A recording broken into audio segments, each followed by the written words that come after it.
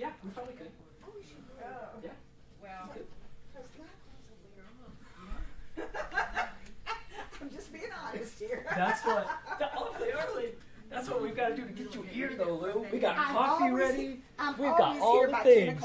I'm always here by 10 o'clock. Good You are a morning. committed 10 o'clocker. Yes, I am. And when I'm not, we don't watch it later when we're at home. Like, nasty or something. We watch it at 10 o'clock. So we'll You're experiencing the same thing. It better be there. the rest of the family. So you don't want to do the same thing with the Esther class, experience it the same way? We wouldn't be able to live stream it, but it would be like a recording and then we post it later. That's true. Yes. Yes, you are. Exactly. Marshall, you're really rocking. Uh-huh. Hey, you know, when Preachers and sneakers. anytime that I look anywhere near being in style, it's because of my wife. Because Christy. I have, anytime I match, it's because of my wife. I have no idea how to do that on my own. Uh-huh. She knows what she's doing. Yeah, she does. She does. Gotta watch out. It makes you wonder. Makes me wonder, not you. Makes me wonder why she ever ended up dating me in the first place. If my style choices were so bad when we were dating, you know what I'm saying? Like, how did that end up happening? Have you heard? I don't know.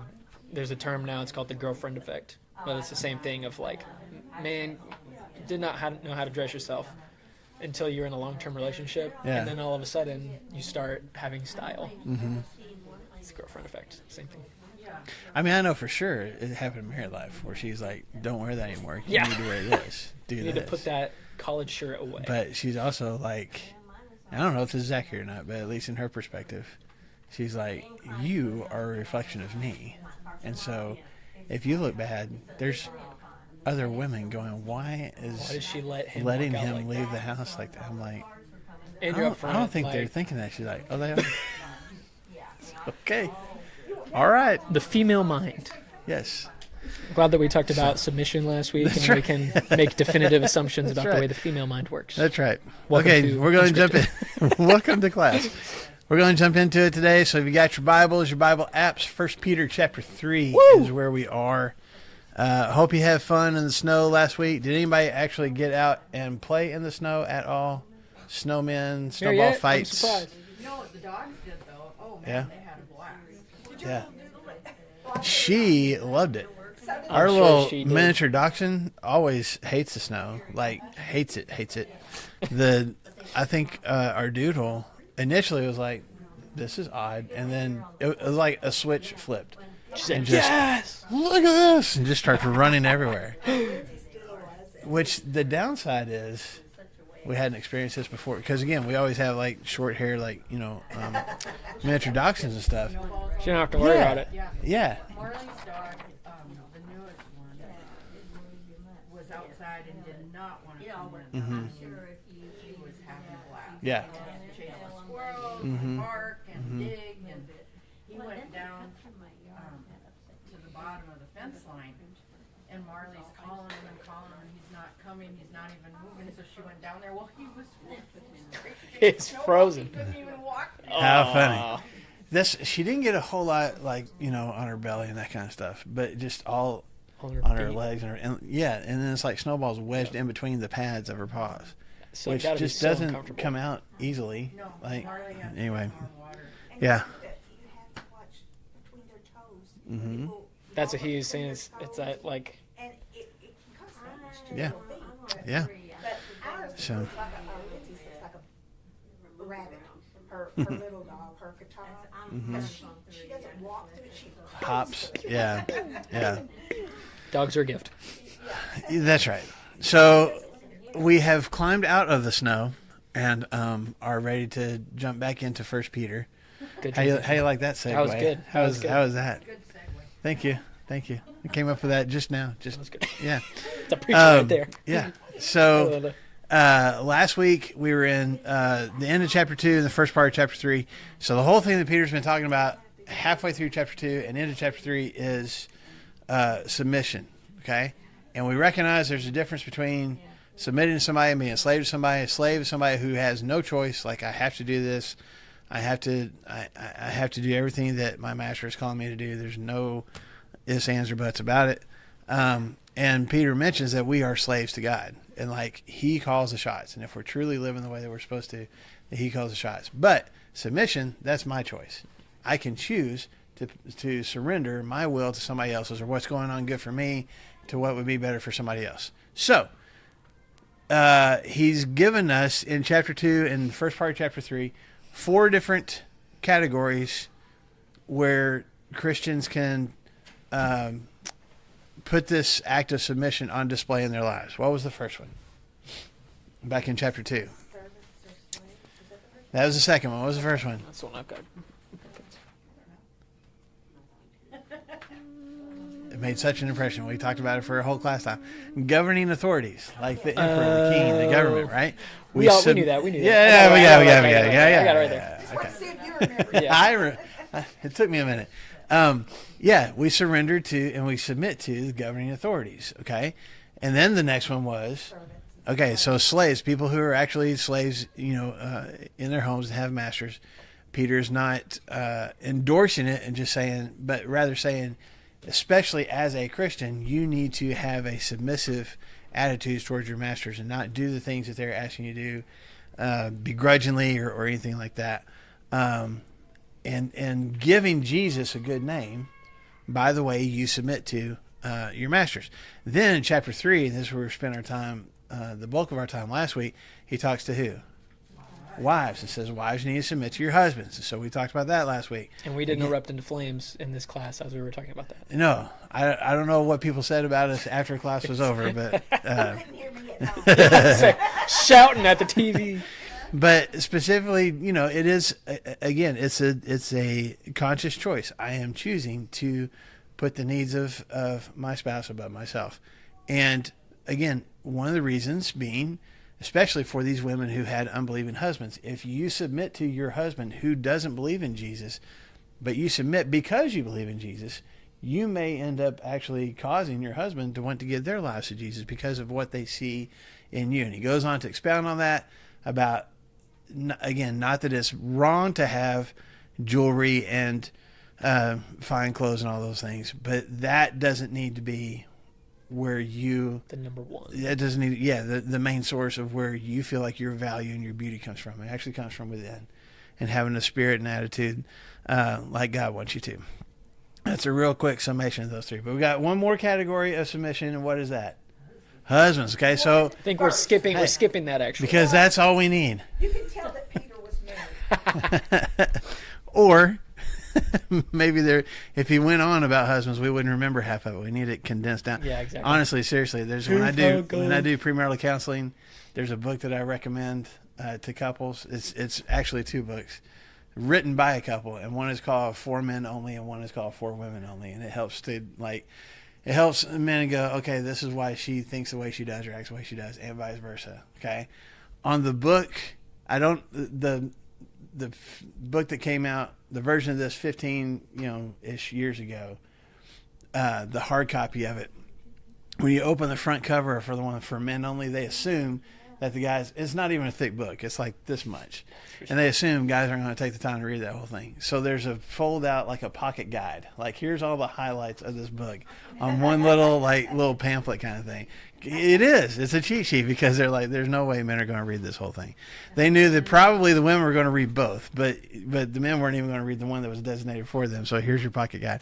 Anyway, so I don't think, if you look at the whole submissive part, it's pretty similar as far as how much Peter says. He goes on a couple of verses, our verses, about where beauty needs to come from, but I think it's important for before, if he's writing this letter to several churches in what's modern day Turkey, and if he has this whole thing about, hey, wives, you need to submit, what is typically going to be us chauvinistic males, what's going to be our reaction when we hear that letter read aloud in church?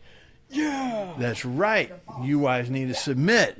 Okay? Yeah, ever since the beginning of time in Genesis and stuff, you have a guy within, I think, for the first 7 chapters that has 2 wives that he's basically enslaved to them as property, and it's like whenever submission is not a part of it, the earth, children, and women all suffer. Yes.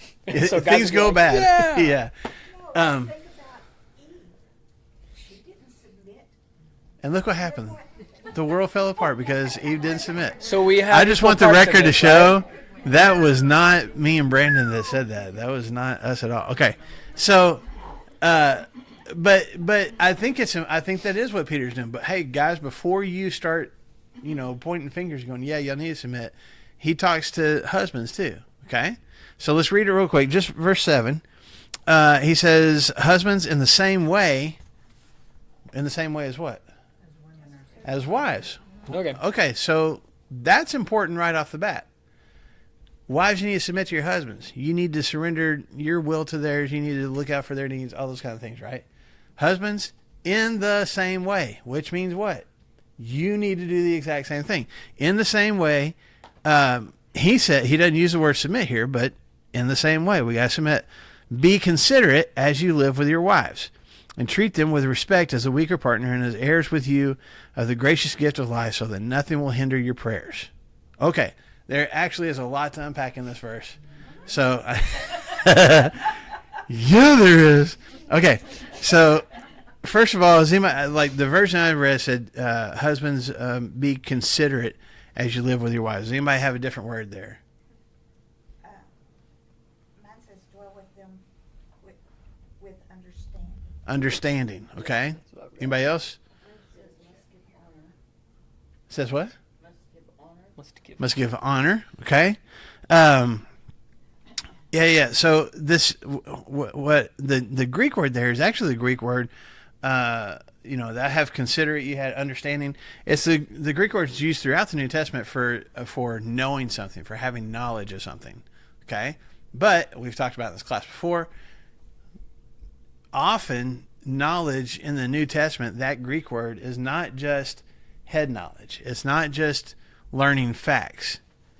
It's knowledge through what? Do y'all remember? Because we talked about it a few times. I'm probably not asking that question in a very good way. It's knowledge through experience. Like I am gaining knowledge about this thing because I am experiencing this thing. It's hands-on experience, right? So think about it that way. When Peter says this, he's not saying just be considerate, like just open the door for him or, pull out a chair for him or something like that. What is he saying? You need to know what life is like for your wife. You need to gain knowledge of that. You need to pay attention to her world and see what it's like and try to, as much as you can, experience that for yourself. That is pretty significant, especially in the culture that Peter's writing to at this time, okay? So think about it that way. Husbands need to learn from firsthand experience and observation what life is like for their wives, and then act accordingly. So let's take it away from marriage for just a second.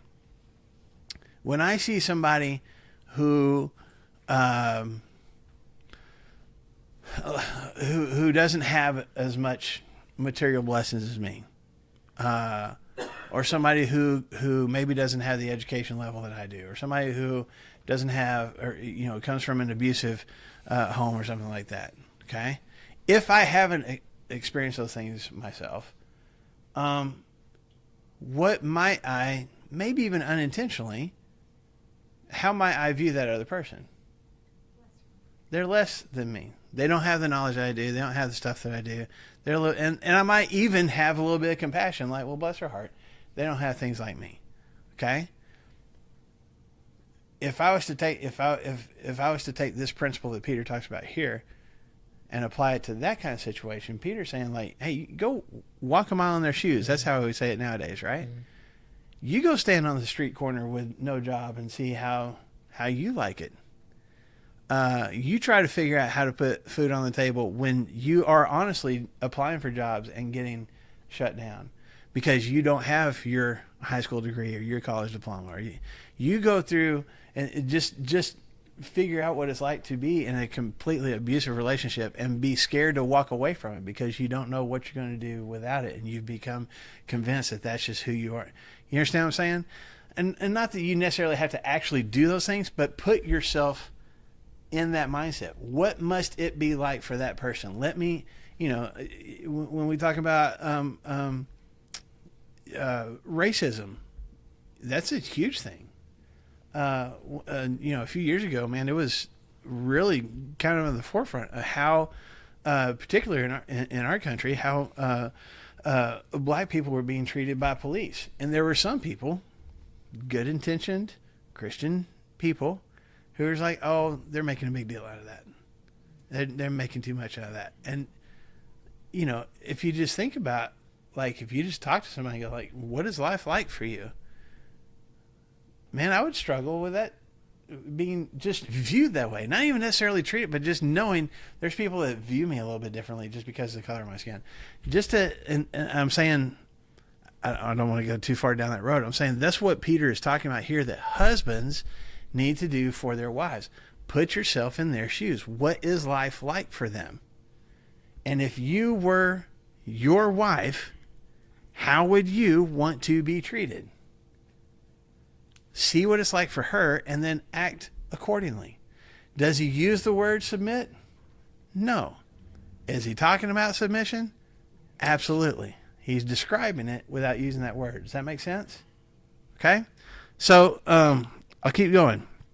He says, live with your wives in the same way, be considerate as you live with your wives, and treat them with respect. I think some of y'all had honor there. Okay.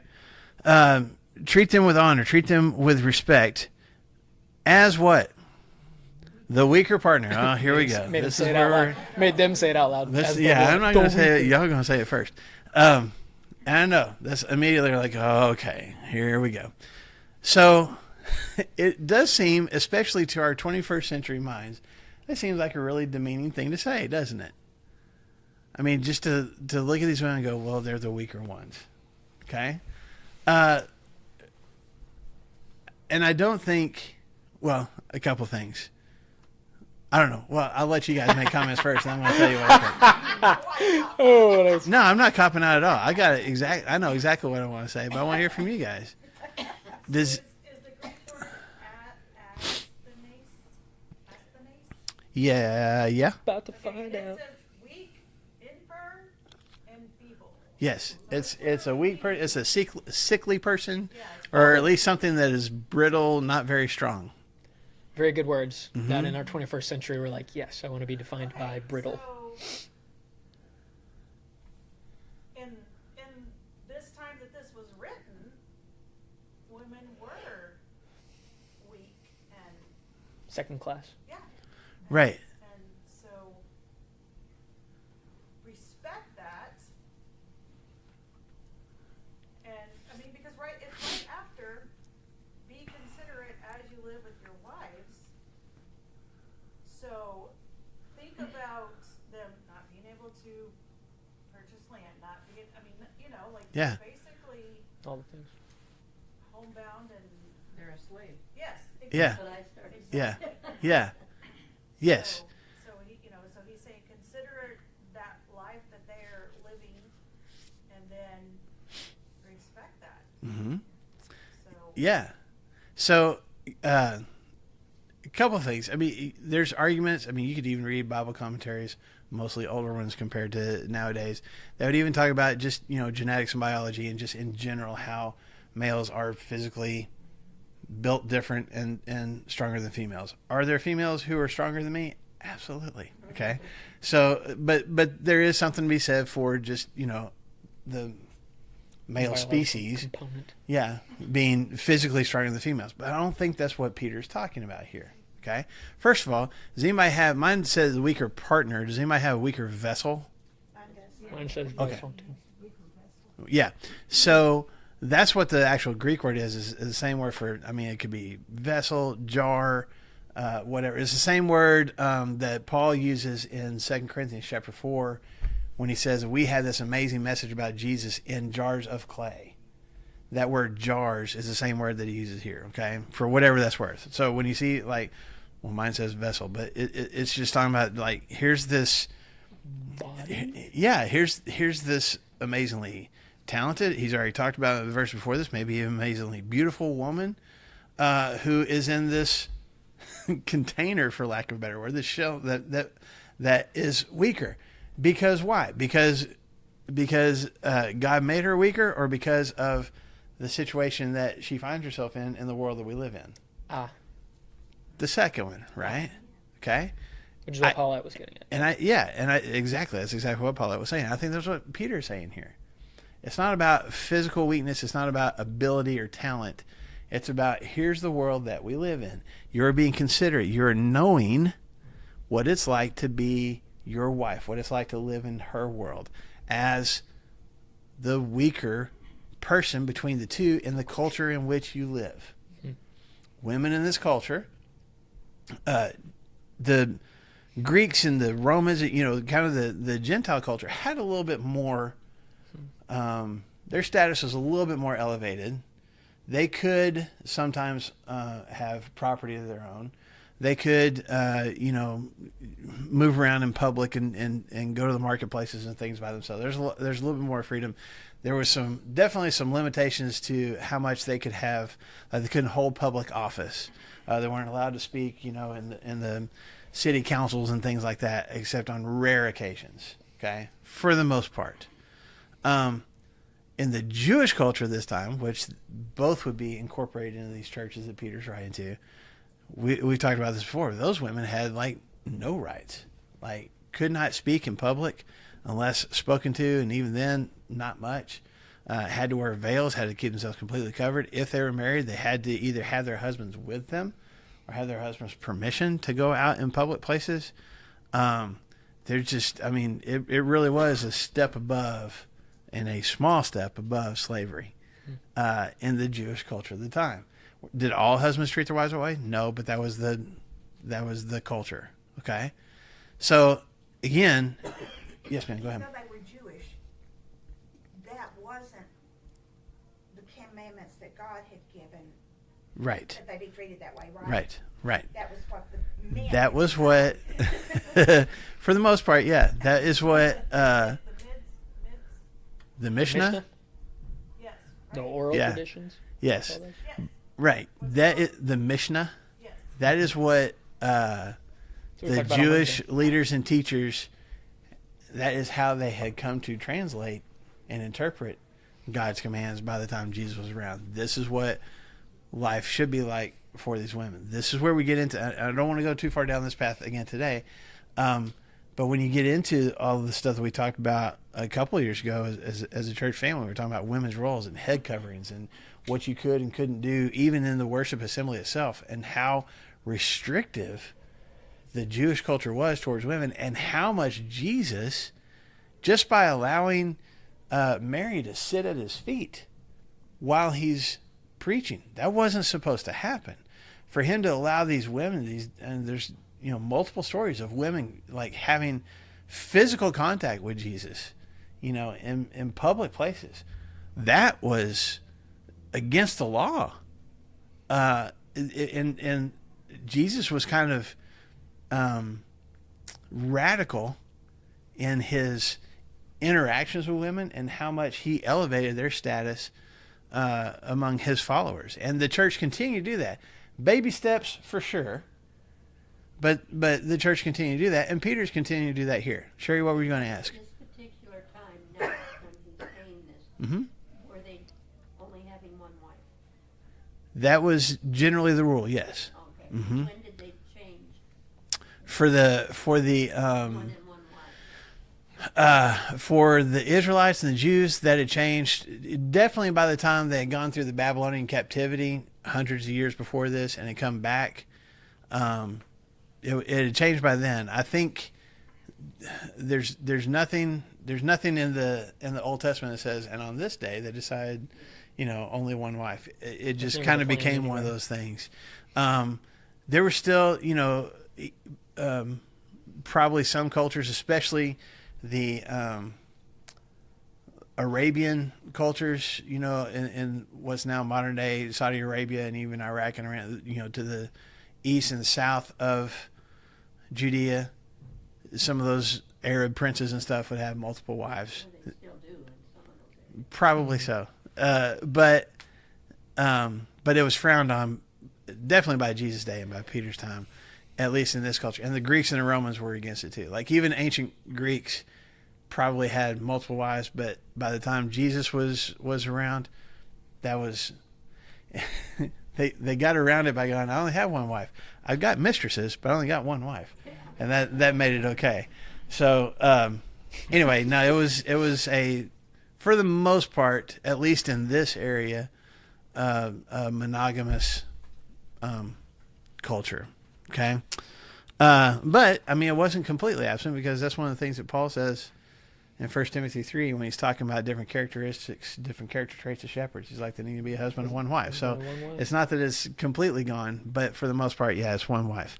Now, I want to go back to this with the women being the weaker vessel. It's because in first century Judaism, and some, well, Gentiles too, consider them the weaker of the two. Men are stronger, women are weaker. And quite honestly, most, not all, but most women in this culture saw themselves that way. They saw themselves as, and maybe that's because it had been ingrained into them since they were children, but they saw themselves, at least socially, if not even physically, as the weaker gender. Okay? Not saying it's right, saying it's the way it was. Now, It was that way to about the middle of the last century. this is true.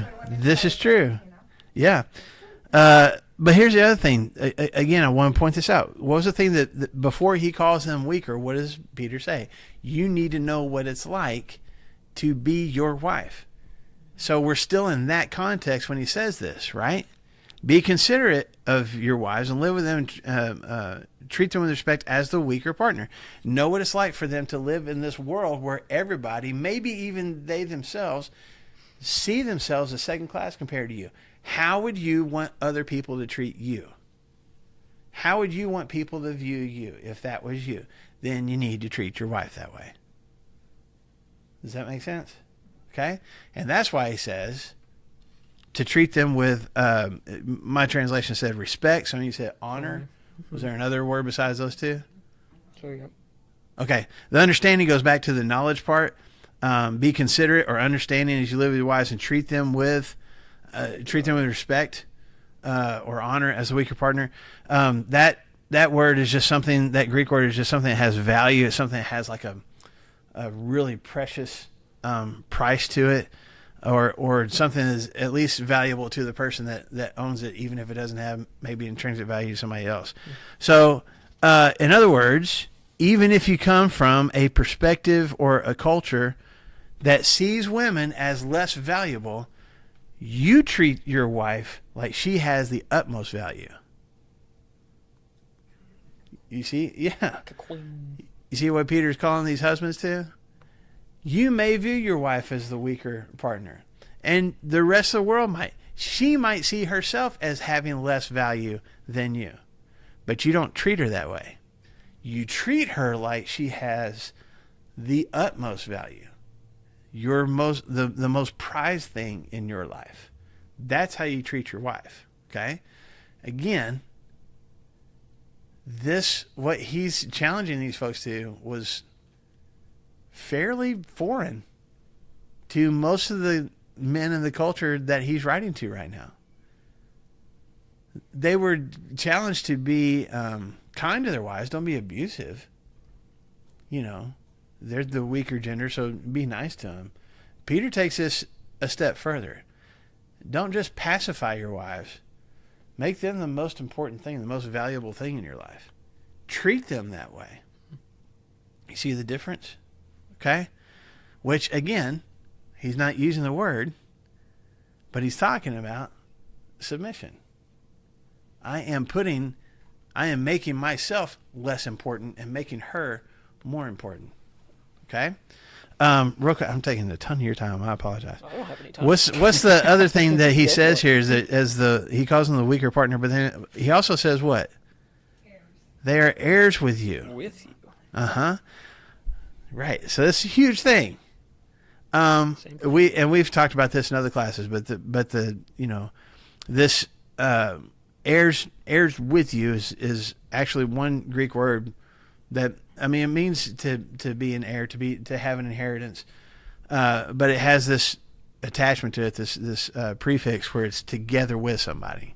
Okay, we are fellow heirs. We are locked arms. We are both receiving this inheritance together, and it's a word that's only used a few times in the New Testament.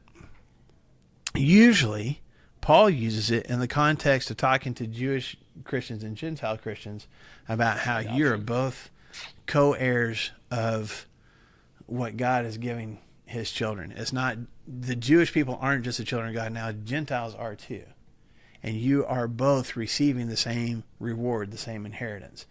That's the same word that Peter uses here about who? Husbands and wives. Y'all are on the same level in the eyes of who? God. That's important. In the eyes of your culture, are y'all on the same level? No. But in the eyes of God, are y'all on the same level? Yeah. So treat your wife that way. Mm-hmm. She gets the same benefit. She receives the same grace and the same connection and the same hope and the same forgiveness and the same compassion and the same love and the same joy. All the things that you get from being a child of God, she gets those exact same things in the exact same amount. And she has the exact same status in the eyes of God that you do, even if the rest of the world doesn't view her that way. Okay? And it's like a mindset thing of if you have to here, telling yourself, I need to understand where my wife is at and all of that, and understand her and put her in that place of value that I need to, because God has put us both up in those same values. Because she deserves to be there. Mm-hmm. Yeah. And the ESV says, since they are heirs with you, instead of as. And I think that word since just kind of shows a much bigger emphasis. Mm-hmm. It's more of an active word, I think, than as, and I think it really sticks with them. It's not, and as there. No, since they are heirs with you. That's why you do that. Of the grace of life. Mm-hmm. This is what God has made happen. Mm-hmm. This might be a short thing for husbands to read when they have a attention span. That's what I was saying earlier. But it's a powerful, it carries a big punch, and I think just using that word since they're heirs with you, I just think that really adds another level of emphasis. Because they are already heirs with you, treat them that way. Treat and in case you didn't know that before, you know that now. Yeah, they get the same thing that you do. Yeah. And if you have any doubt about it, it says so that your prayers may not be hindered. Yeah. So what's your incentive to take care of your wife? That God will hear your prayers, right? Which is the last thing I want to end here with, because he does say it almost seems a little bit. It's odd. A little bit odd to me, or a little bit out of place. Is like, why does he talk about? Why is he talking about prayer? He's talking about wives and elevating wives and knowing where they're coming from and treating them with respect and treating them with honor, treating them with value, recognizing that they are equal in the eyes of God with you, and also if you are mistreating your wife or if you're lording it over her.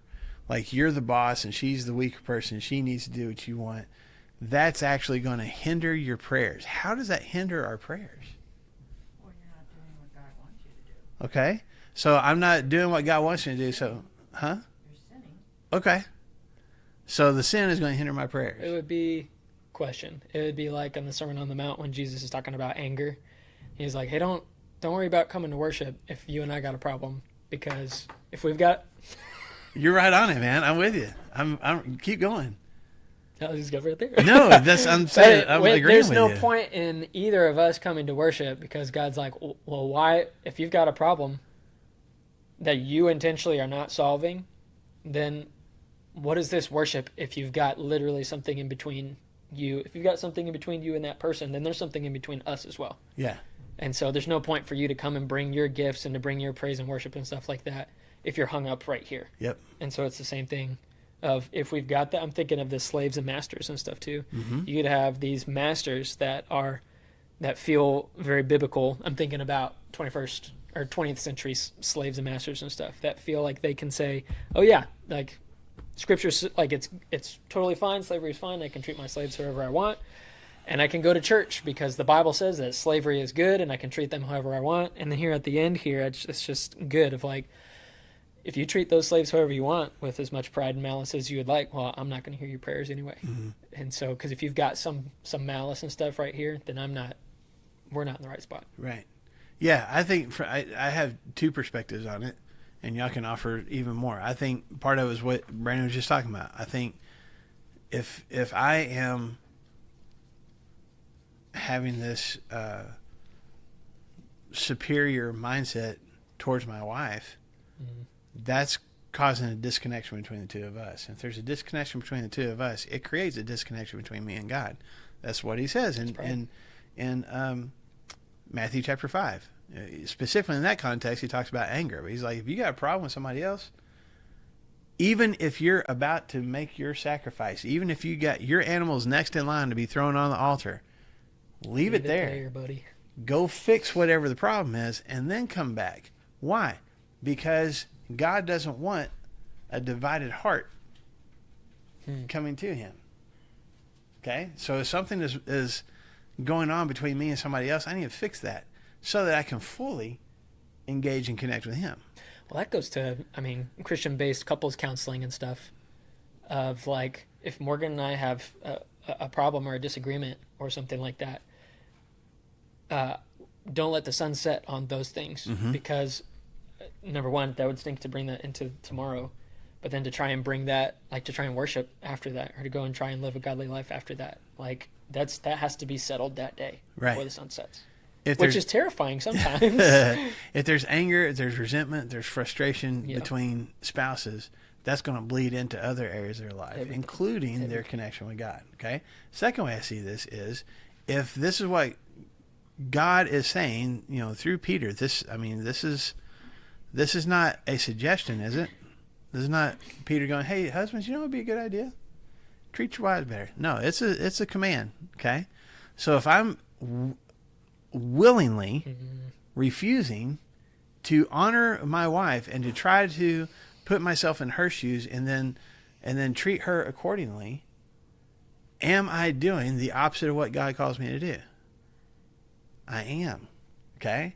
And God, for centuries, he even tells his people back in Isaiah chapter 59, verses 1 and 2, he says, it is your sin that has come between the two of us, and I can't hear your prayers.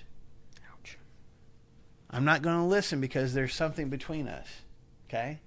And I'm wondering if that's what's on Peter's mind, coming from a Jewish perspective who grew up hearing about the prophets, of him recognizing, man, there's something between me and my wife, and I'm doing something ungodly in the way that I'm treating her. That's interrupting my connection with God. And for centuries he has said, I'm not going to listen until we get all this junk cleared up. I think Peter is honestly really doubling down on the husbands a little bit. And like, you need to not just be nice to your wife, you need to treat her with honor. You need to elevate her. Even if nobody else in your hometown is doing that, you need to do that. Because otherwise, that's not just going to impact your relationship with each other. It's going to impact your personal relationship with God. So get it fixed.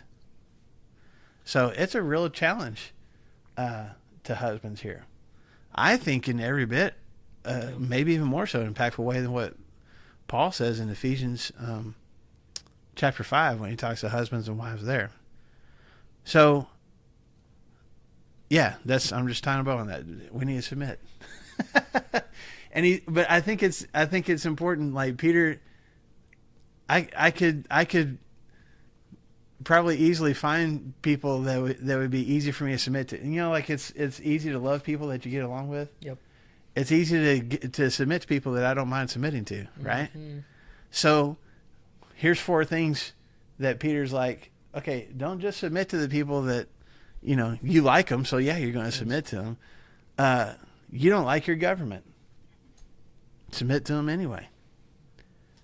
Slaves, you don't like your masters, and maybe rightfully so. They might be mistreating you.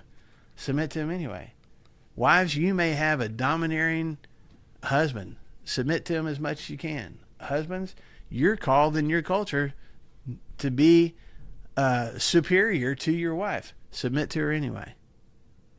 And it's this whole shift in the mindset of these Christians of this time. Okay? Don't just submit to the people that it's easiest to submit to. Submit to everybody. Put everybody's needs above your own. Thoughts from you guys before we switch gears a little bit and go through some more chapter 3. Is this submit, women submit to your husbands? Is that Mm-hmm. where the word obey comes in the marriage vows? Probably. I just thought of that. Yeah. I didn't have it in mind. Yeah. Funny story about that, right? Yeah, I did. I did. My mother thought we weren't legally married. 'Cause I wouldn't Yeah. say it. No, it was in ours, and that's why Christy has obeyed me every day since. Yeah. You know, I think this really just elevates how important the relationship between a husband and wife is in the eyes of God. Mm-hmm. That he would add this part about not hindering your prayers. Mhm. Because, I mean, if I recall my history correctly, and you guys are the history experts, so call me on it, taking their prayers to the temple and taking their prayers, that was important. Mm-hmm. I mean, that was like the most important thing they could possibly do. And God saying, hey, you gotta treat your wife better. Yeah. Or your prayers, this thing that you spend so much of your time doing, it's just, just wind going Yeah. up in the air. Yeah. So I think it really does elevate in the eyes of God the relationship that men and women have in a Right. marriage.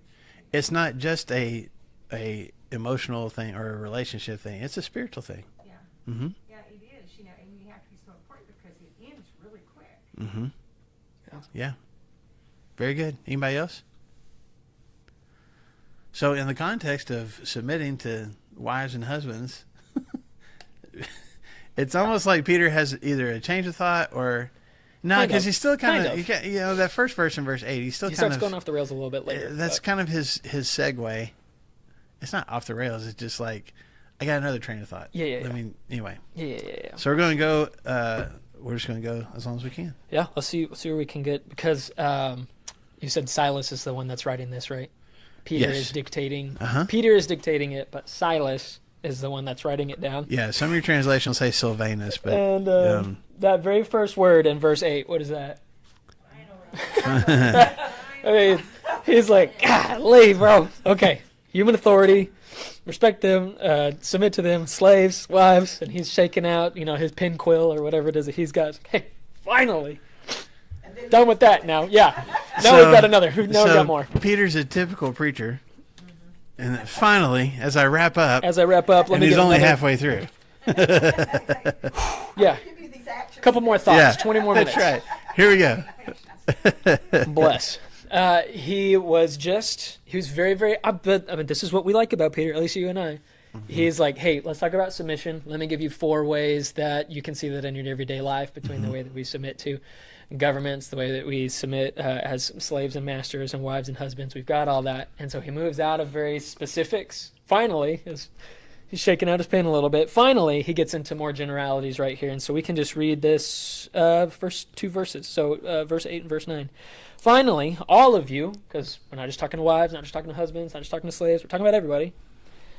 Be like-minded, be sympathetic, love one another, be compassionate and humble. Verse 9, do not repay evil with evil or insult with insult.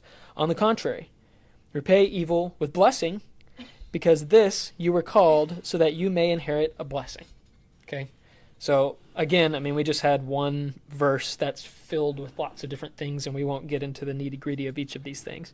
But so we just got a whole lot of specifics, and now we're kind of getting back into some general stuff. He says, being like-minded. What does that mean to y'all? Or mine has unity of mind. I've got to live in harmony. Ooh. I like that too. Yeah. Yeah.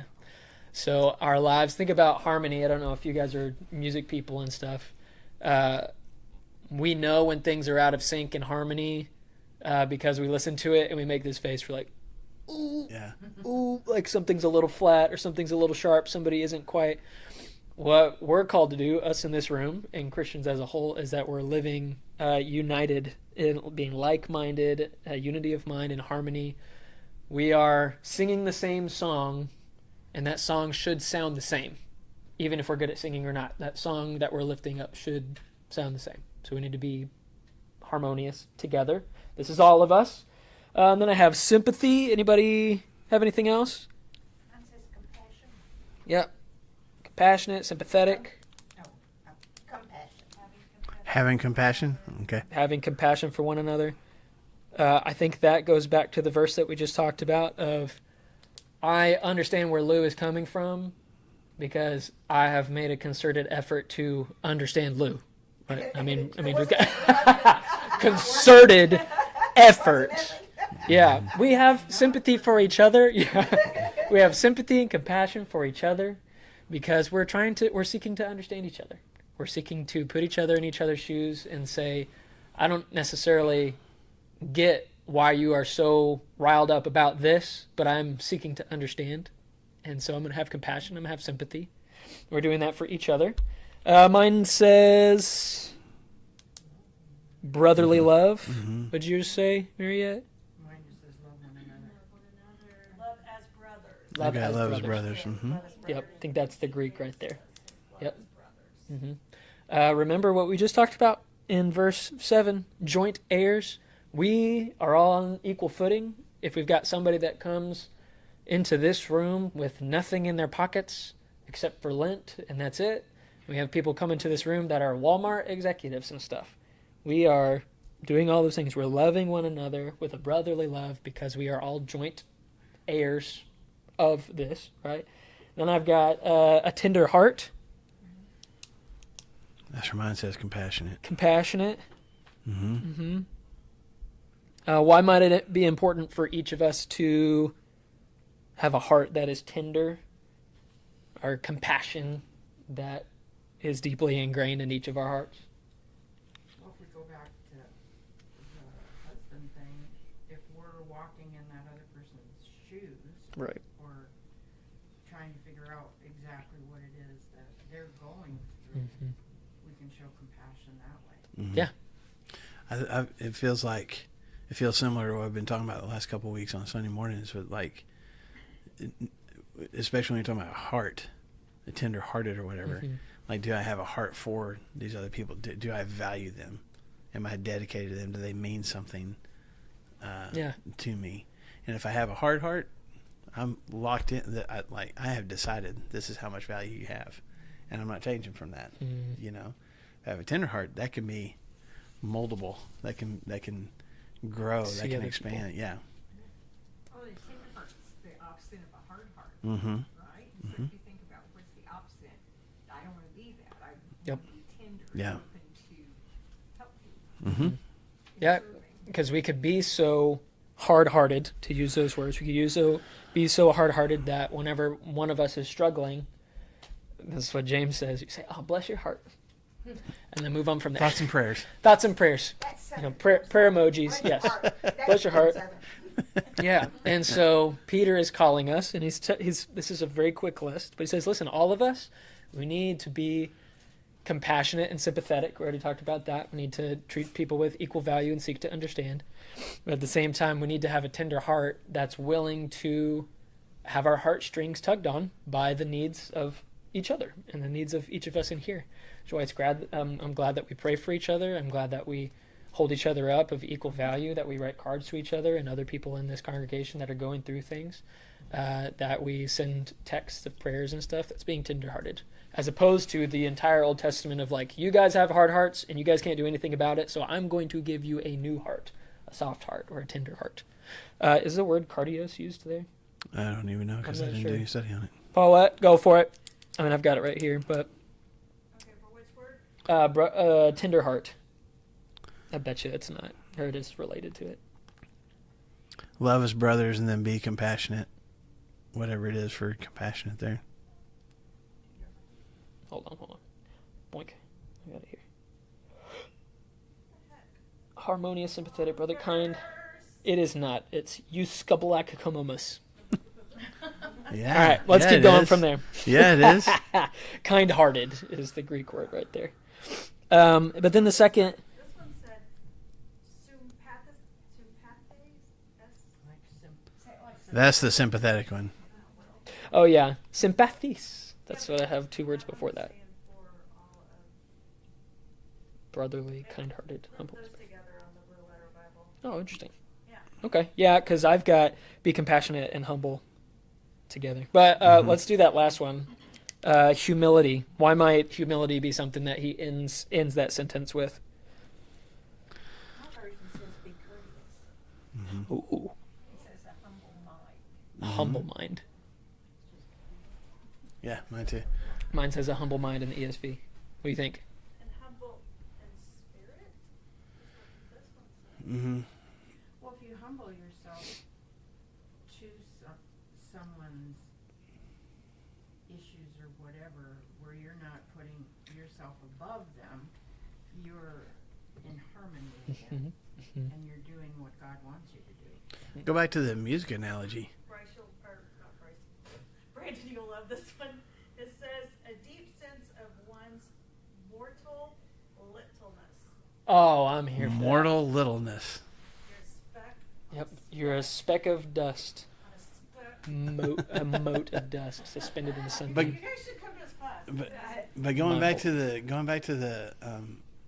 the music analogy, different musicians at some point have to be humble. I have to surrender the notes you that I have want to to be. play to fit in with the notes that we are playing. Like it can't always be about my guitar solo. Oh, yeah. I have to kind of match what everybody else is doing. We may be playing different notes, but they together. align with each other, right? Yeah, I can't always fly solo because the song doesn't work. I like. Everybody loves that drummer. Yeah, that's great. He's super loud. But that goes with everything that we talked about. It goes with everything that we talked about at the end of chapter 2, first part of verse 3. All of that comes down to pride, right? Of the reason that I am choosing to submit, the reason that I'm choosing to elevate the other person is because I realize that I am but small. I realize that they have just as much value as I do. And I realize that God is so much bigger and I am so much smaller. And so I have every reason to submit, right? I feel like you got something to say. Yes? No? Okay. There we go. I'm surprised. Okay, well, let me tell you. That's what I thought. It's Well, like here's a yeah. Yes, I heard something. You're a speck of dust on a speck of dust. On a That's speck of right. dust. Yes. That's right. Well, let's finish today with a blessing because that's what I think. I think if we can get through verse 12, which I feel like would be relatively easy, we will be in a good spot. He said, "Oh well, then you got verse 9." Oh man. Well, don't repay evil with evil or insult with insult, which is kind of what we've been getting to, right? Let's go back to those slaves and masters part. Starting in verse 18. Yeah, let's go to verse Chapter 18. 2. Slaves, I'll go back here. Slaves, in reverent fear of God, submit yourselves to your masters, and not only those who are good and considerate, but also to those who are harsh. For it is commendable if somebody bears up under the pain of unjust suffering because they are conscious of God, but how is it to your credit if you receive a beating for doing what is wrong in enduring it? But if you suffer for doing good and you endure it, then this is commendable before God. And then he talks about how Christ was that example. He says, listen, man, that's exactly what Christ did, is he could have repaid evil with evil, but that's not what Christ did.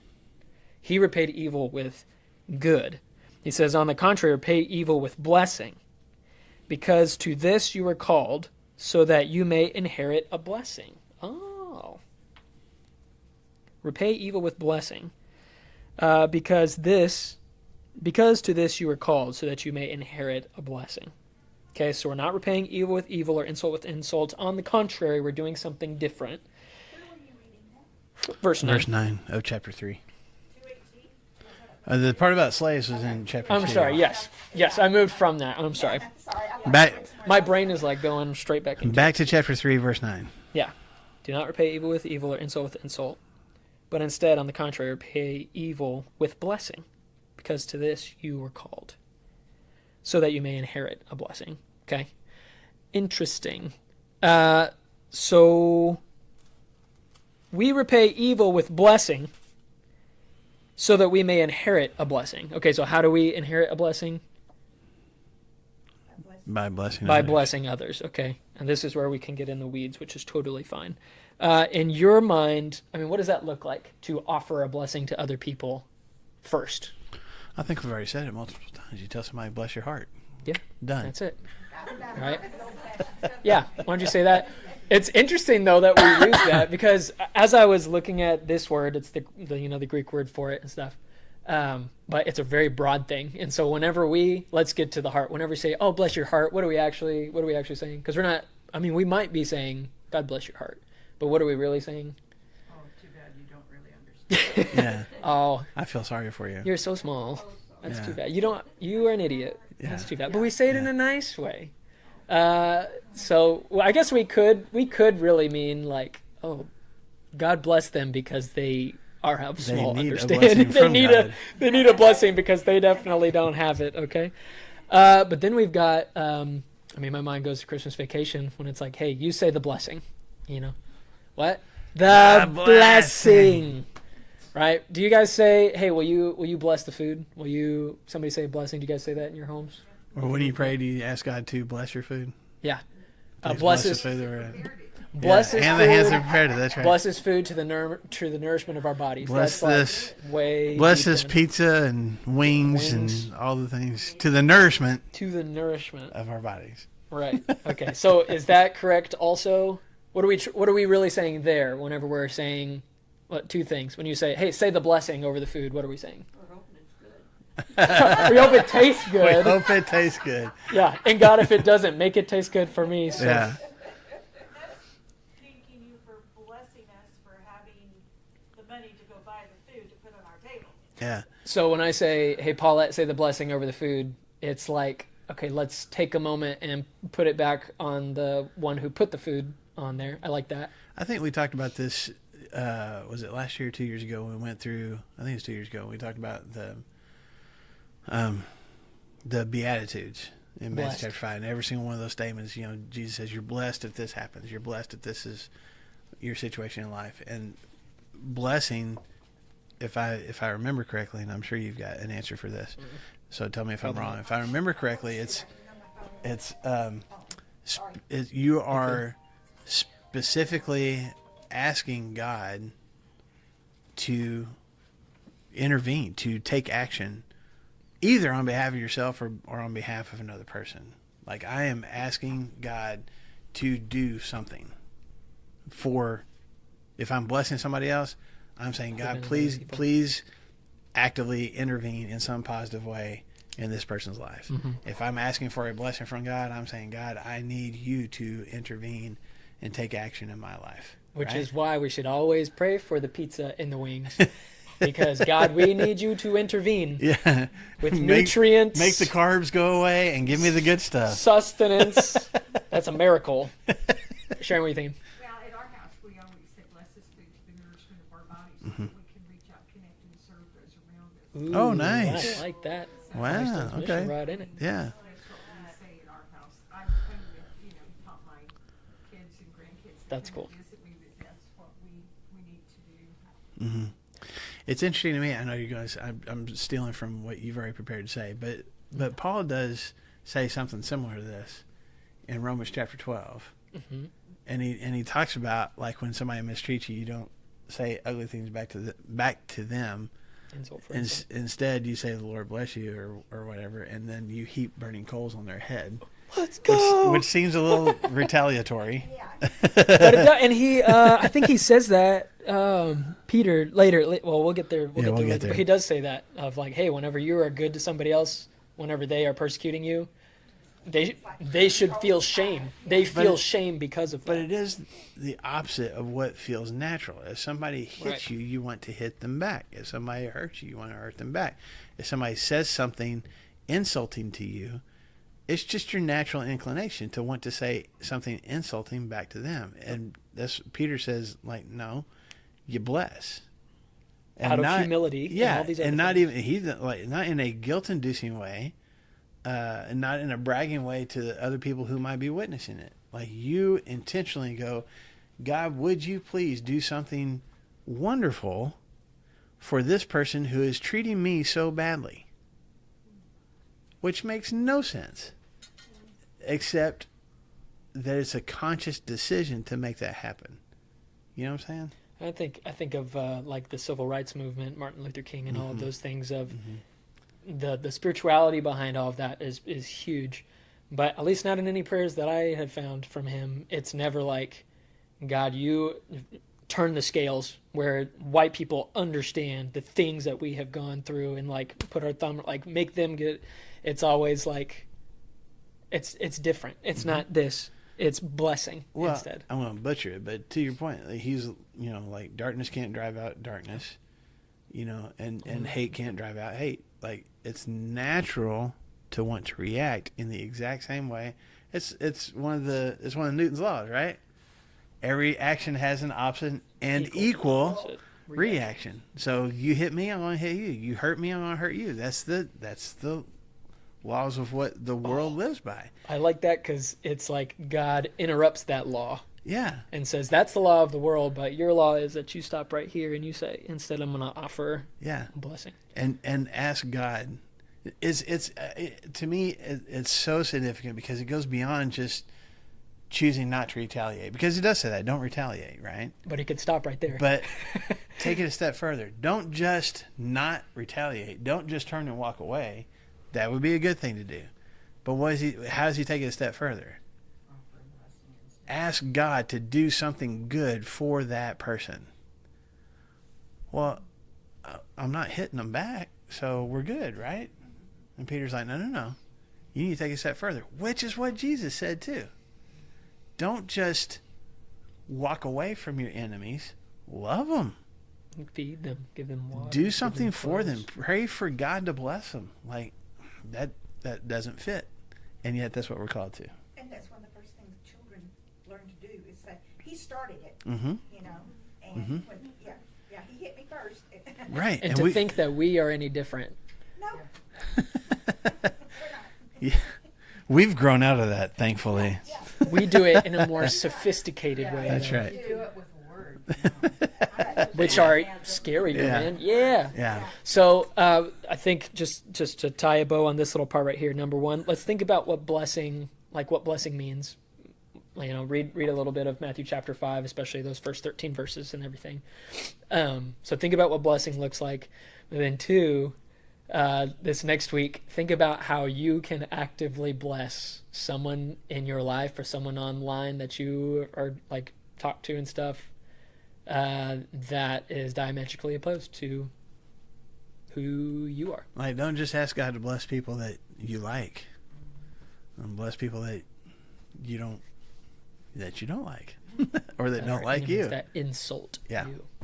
Yeah, it's a good stopping point. So he shows us let's how put to do it a later. bookmark there, and let's jump into chapter 3 again next week.